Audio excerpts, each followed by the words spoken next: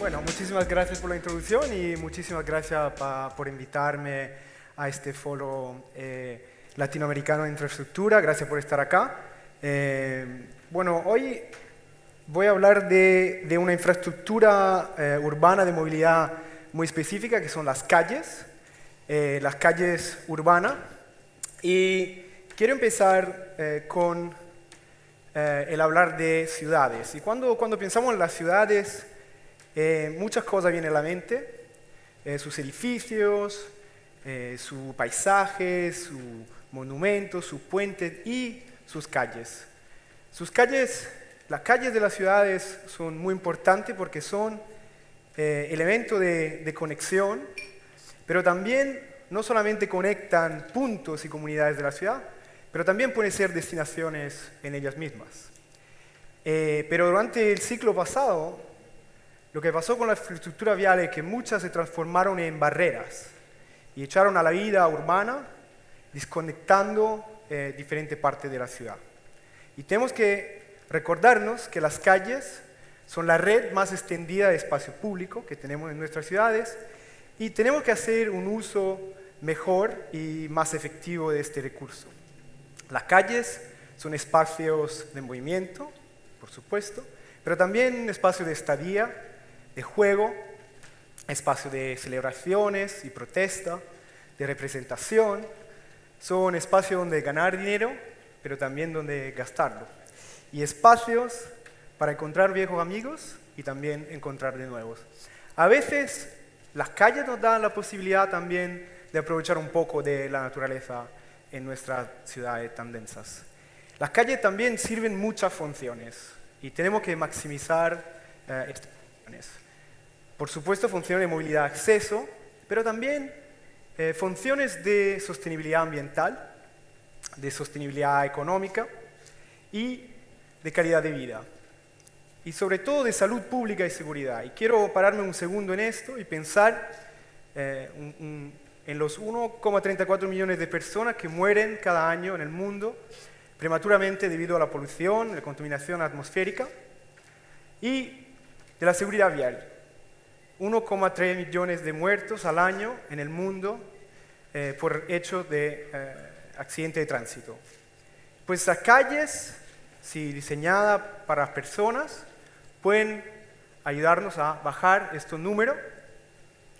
Y si queremos conseguir esos beneficios y diseñar la ciudad del futuro, la ciudad de este siglo, no del siglo pasado, pues tenemos que diseñar la ciudad de las personas, donde todos los usuarios, todos los habitantes, trabajadores, visitantes de la ciudad, están al centro siempre de nuestra planeación, de nuestro diseño y de nuestras políticas.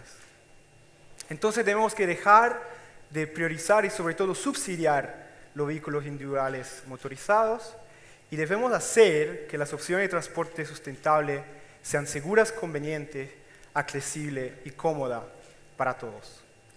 Quiero enseñar unos números, unos datos sobre este tema. La presentación es muy corta, tuve que seleccionar uno, pero por ejemplo este gráfico enseña la correlación entre los viajes en vehículo particular motorizado y la seguridad vial. Es decir, los accidentes, los accidentes, los muertos cada 100.000 habitantes. Hay una correlación muy fuerte en diferentes espacios. Estos son estados de los Estados Unidos, pero similarmente en ciudades, áreas urbanas, tenemos esta correlación. Es decir, que los espacios más orientados hacia el automóvil tienen un número de fallecidos mucho más alto de lo que están multimodales. También cuando incentivamos el transporte sostenible, en este caso la bici, este es un estudio de mi organización, de NACTO, sobre 7 ciudades de Norteamérica, en Estados Unidos y Canadá, que invirtieron en los últimos años de manera muy importante, muy fuerte en la infraestructura bici, pues no solamente el número de biciusuarios incrementó de manera mucho más grande de la inversión, pero el riesgo también de los usuarios bajó. Y no solamente el riesgo de los biciusuarios, pero también de todos los usuarios. Esto es un ejemplo de Nueva York, la ciudad donde vivo ahora, donde con la creación de una ciclovía protegida en Second Avenue, pues se bajó de 58% las lesiones de todos los usuarios, se bajó de 67% el número de atropellos y, interesantísimo, un incremento de las ventas en el corredor de casi 50%. Entonces, cuando miramos a la distancia que las personas cubren en todo el mundo, vemos como un tercio más o menos de los viajes son de menos de 5 kilómetros, lo que nos da un gran potencial para que más viajes se realicen en bicicleta. Otra cosa muy importante considerar es el tema de la eficiencia y la capacidad. Cuando nos movemos de una capacidad puramente vehicular y miramos la capacidad en términos de persona o pasajero, pues el transporte sustentable es mucho más efectivo. El transporte público es 15 veces más eficiente cuando comparamos la misma dimensión de carril. Y cuando miramos sistemas como el BRT, un carril de BRT corresponde a 22 carriles mixtos. Esto basado no en capacidad, pero en ridership, en número de pasajeros. Es un ejemplo del sistema de transporte Transmilenio en Bogotá. Entonces, el diseño de calles multimodales nos permite de hacer nuestras ciudades mucho más eficientes. Es un ejemplo muy sencillo, no hablamos acá de BRT, pero hablamos de incorporar en un diseño de calle, por ejemplo, una infraestructura de bici y un transporte público dedicado, pues la calle de repente, overnight, como dice en inglés, dobla de capacidad, mucho más del doble, 2,4 veces.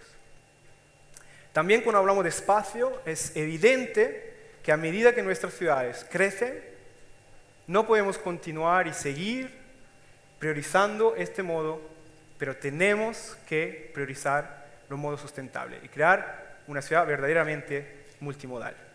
Y la nota positiva en esto es que ya sabemos cómo lograr esto. Y podemos hablar de diferentes cosas, podemos hablar de compromiso, como en este caso, un compromiso de diferentes ciudades.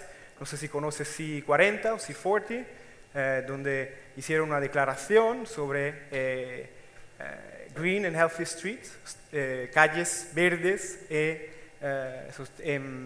saludables. Lo mismo en la ciudad de Nueva York, de Londres, con Healthy Streets for London. También compromisos en términos de asignación de presupuesto, eso es en India, en Chennai, donde, por ejemplo, el 60% del presupuesto de la ciudad va a ser dedicado, bueno, en términos de infraestructura viales, va a ser dedicado a infraestructura no motorizada. Asignación también de espacio, como acá en Addis Ababa, una de las ciudades en las cuales trabajamos, donde en el plan maestro de la ciudad se da un mínimo de espacio que tiene que ser dedicado en todas las calles para los modos no motorizados, basado en la jerarquía de las calles. Y es un mínimo de 20 y hasta un mínimo de 70. No hay un máximo, puede ser el 100%, pero dependiendo del tipo de calle, hay diferentes porcentajes que hay que dedicar al transporte no motorizado. Después política que puede ser push o pull. En este caso, política push, ¿no? Con congestion charge y también el desincentivo del uso de las autos más contaminantes. Otra política push que es la reforma de estacionamiento. Tenemos un ejemplo recién en la Ciudad de México, pero hay ejemplos internacionales. Hay un ejemplo muy interesante, lo de la ciudad de Copenhague, que empezó en los años 60 a quitar 1% del estacionamiento en vía en la ciudad y ahora tiene un 50 y pico % de personas moviéndose en bici. Y también política pull, políticas que incentivan a la utilización de medios de transporte sostenibles. En este caso, unos ejemplos sobre la bicicleta. Incentivo, por ejemplo, yo estaba en Europa la semana pasada, fui en diferentes países y vi y hablé con stakeholders allí sobre temáticas de ese tipo, cómo incentivar el uso de la bicicleta. Hay incentivos fiscales en unos países, reembolso de transporte, ¿no? De gasto de transporte, compra de bicicleta que es subvencionada en algunos países, en Reino Unido, por ejemplo, y pilotos como en Francia, donde se quiere pagar a los usuarios que deciden de utilizar la bici para ir al trabajo. También hay temas de programa, como el programa Visión Cero, un programa que puede ser a escala nacional, pero también a escala local, y trabajamos en esto, por ejemplo, con la ciudad de Bogotá, en Visión Cero Bog. Programas que se enfocan sobre la infraestructura para hacerla más segura y más sustentable, como Safe Intersection Program en Addis Ababa y Paso Seguro en Ciudad de México, y programas que van a devolver los espacios a las personas.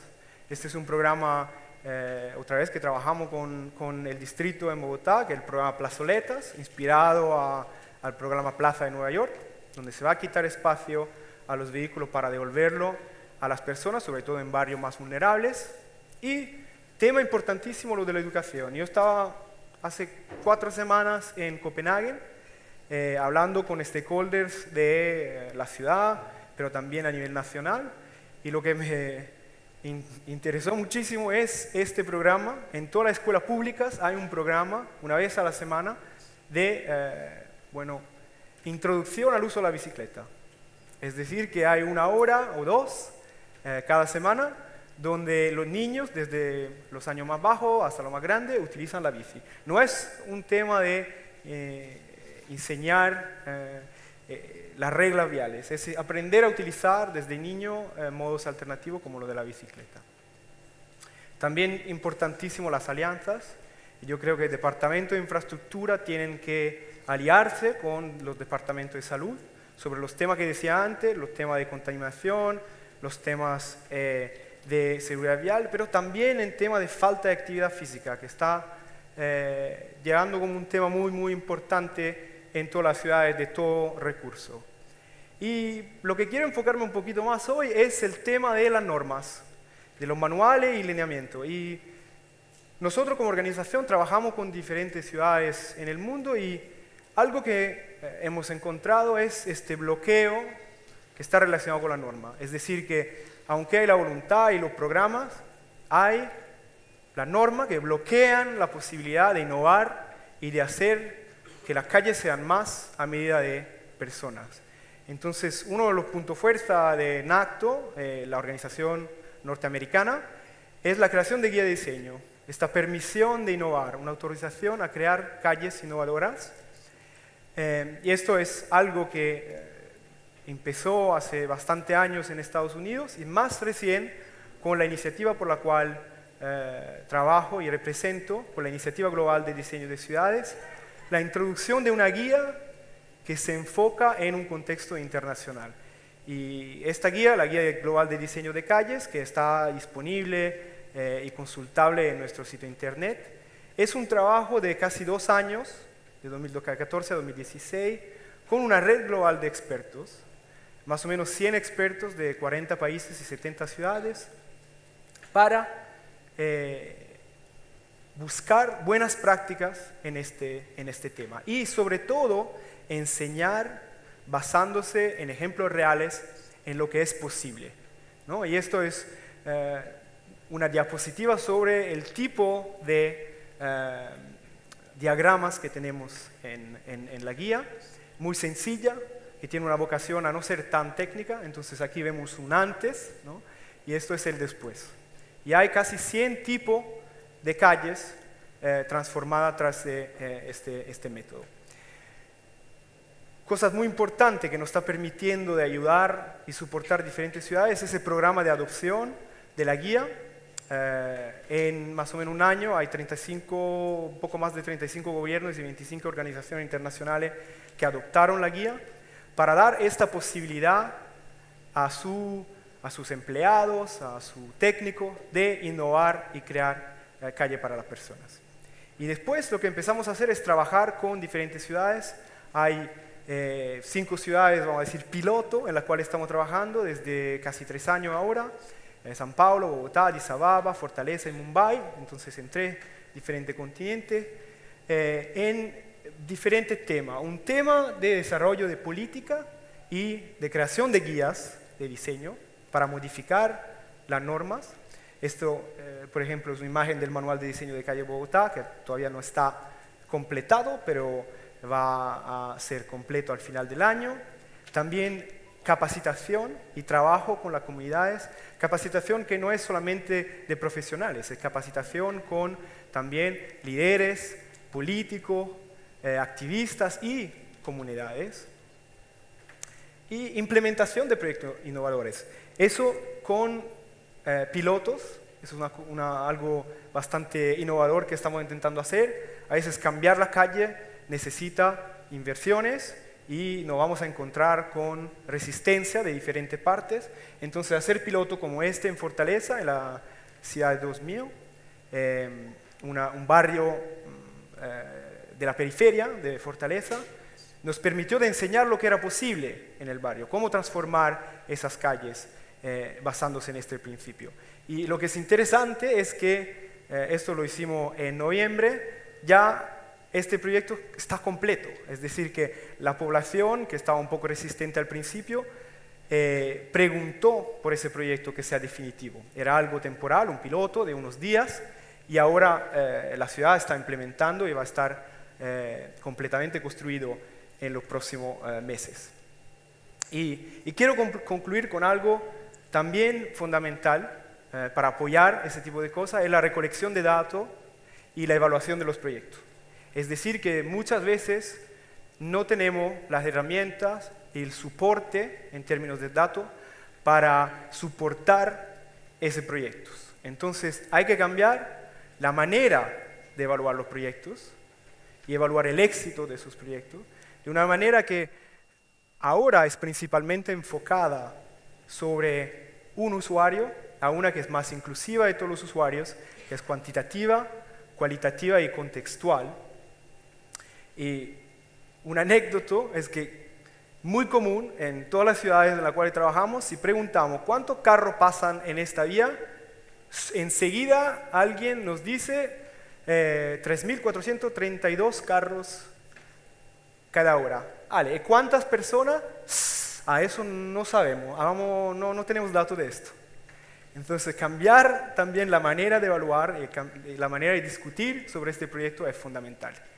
Y utilizar estos datos, estos proyectos, pilotas y guías para inspirar a los líderes, informar a los profesionales e empoderar las comunidades. Y quiero solamente concluir diciendo que esto es posible y debemos empezar a diseñar calles y ciudades que ponen las personas encima y al centro. Muchas gracias.